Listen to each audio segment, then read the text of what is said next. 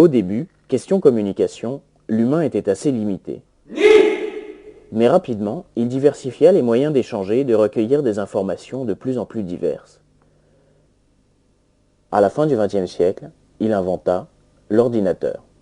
Mais un jeune informaticien américain avait décidé d'en profiter pour fonder le plus grand empire commercial de cette fin de siècle.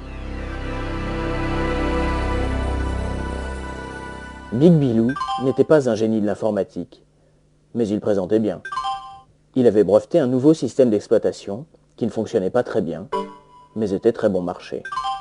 Un système d'exploitation, c'est ce qui contrôle tous les rapports entre les machines, les programmes et l'utilisateur. Peu de temps avant Big Bilou, d'autres informaticiens avaient également produit un nouveau système d'exploitation.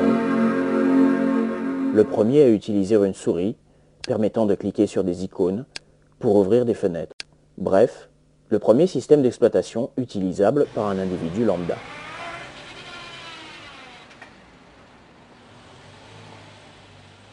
Mais ce système simple à fenêtres ne fonctionnait que sur les ordinateurs vendus par ses inventeurs propriétaires, alors que celui de Big Bilou pouvait être installé sur n'importe quelle machine. Aussi, quand Big Bilou récupéra ce principe de souris et de fenêtre, c'est son système qui se mit à attirer de plus en plus de consommateurs.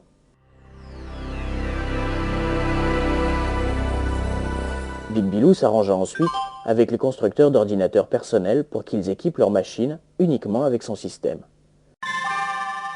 Ainsi, leurs utilisateurs n'auraient plus d'autre choix que d'acheter exclusivement les logiciels vendus par Big Bilou.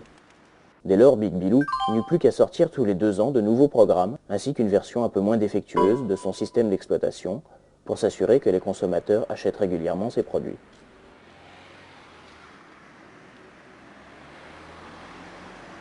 Mais à l'ombre de cet empire commercial, une communauté d'informaticiens et autres idéalistes prônait au contraire la gratuité du savoir et travaillait à l'élaboration de logiciels libres, c'est-à-dire gratuits et non brevetables. Or, un beau jour de 1992, un étudiant finlandais du nom de Linus Torvald inventa à partir de ces logiciels libres un nouveau système d'exploitation. Et alors que Big Bilou avait toujours gardé secret ses codes sources, le jeune informaticien décida au contraire de faire partager gratuitement son invention à la planète.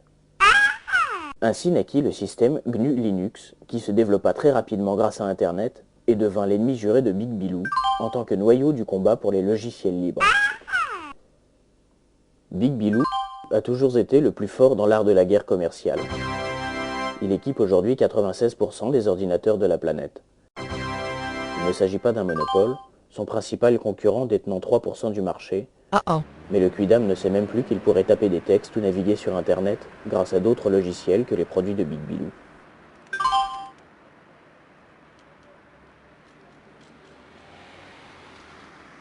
Pourtant, le système GNU Linux a dépassé le stade où seuls de vrais informaticiens pouvaient l'utiliser.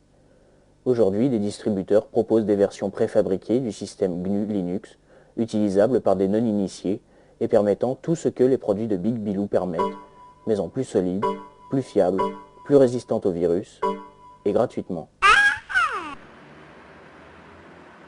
Pour le moment, le grand public préfère toujours les produits de Big Bilou.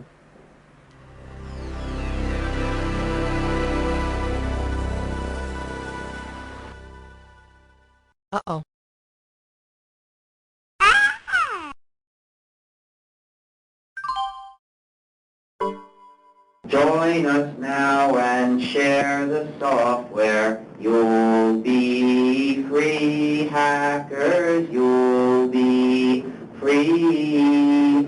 Join us now and share the software. You'll be free, hackers, you'll be free.